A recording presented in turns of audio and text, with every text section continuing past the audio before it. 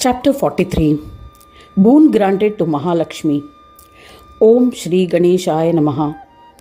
Shri Krishna continued the narration of the legend to Yudhishthira. He said, O Dharma, this legend is sin-destroying. Greedy for more knowledge about Ganesha, Mahalakshmi requested Narayana, O Bhagavan, you have told me about the enigma of the bestower of absolute peace. Please explain the path to attain the absolute peace, Purna Yoga Shanti. Narayana said, if you worship Gajanana by chanting the Sadakshara mantra of Gadanatha, then he will grant you his darshan. The two Sadakshara mantras of Ganesha are Ganeshaya Namaha and Vakratundaya Hum. His mere darshan is sufficient to grant you peace. Therefore, you should strive to worship him with single-pointed focus. Saying this, Mahavishnu initiated Mahalakshmi into the Sadakshara mantra as ordained. She paid her respects to him and proceeded to forests to perform penance. She commenced austere penance on the summit of Himalayas. She chanted the Sadakshara mantra of Gajanana and meditated on him, concentrating her eyesight on the tip of her nose. Lakshmi performed her penance single-pointedly, focusing the tendencies of the mind and the sense organs on Gajanana. She performed penance without consuming any food. O king, she meditated on Ganesha for 100 years in this manner. Lakshmi became emaciated and was reduced to skin and bones. Ganesha, enticed by her devotion, manifested before her. The Devi offered pranams to him. He was four-armed, pot-bellied, with 3 eyes, an axe and other weapons in his hands. The Lord's flag had an emblem of Mushaka, and he was riding on a Mushaka.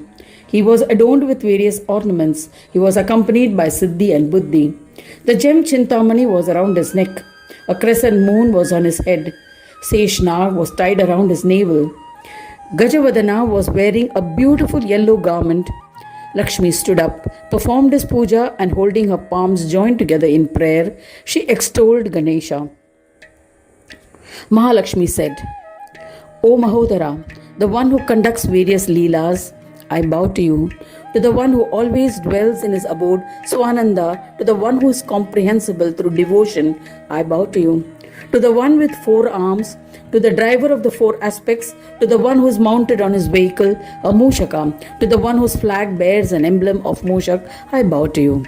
To the one whose body has innumerable faces, and to the boundless one with immeasurable majesty, to the one who has innumerable hands and legs, to the boundless, I bow to you.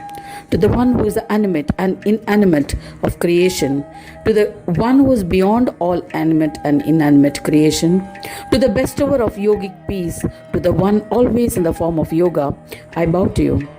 To the one without a beginning, to Ganesha, to the one who is the form of the beginning, middle and end, to the one who is devoid of beginning, middle and end, to Vignesha, I bow to you again and again. To the one worshipped foremost, to the one worshipped by all, I bow to you. To the cause of all, to the sovereign, Jeshtaraja, I bow to you. To Vinayaka, to the master Nayaka of all, to Dundiraja, to Heramba, to the Lord of devotees, I bow to you repeatedly.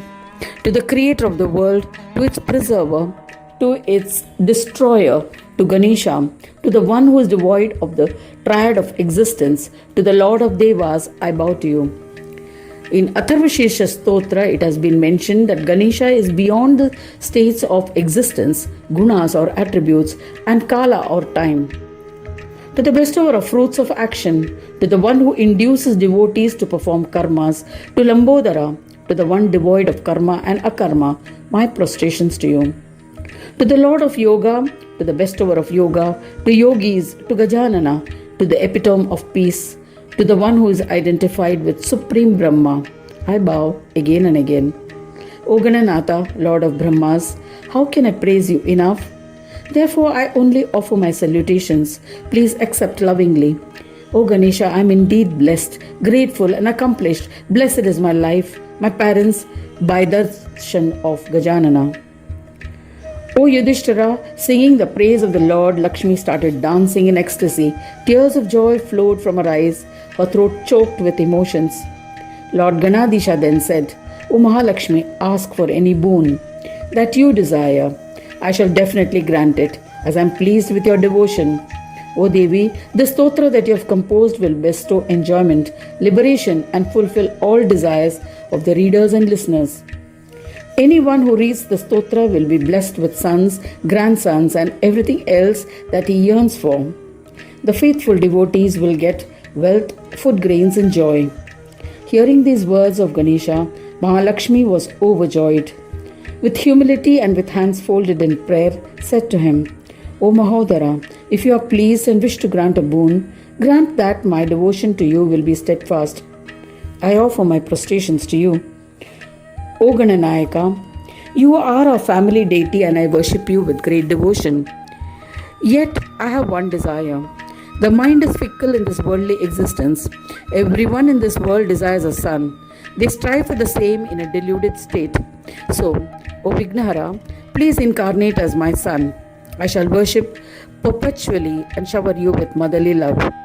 When you incarnate as my son in this visible world, I shall worship you in your divine form, endowed with symbols such as elephant face, Gajavadana, etc.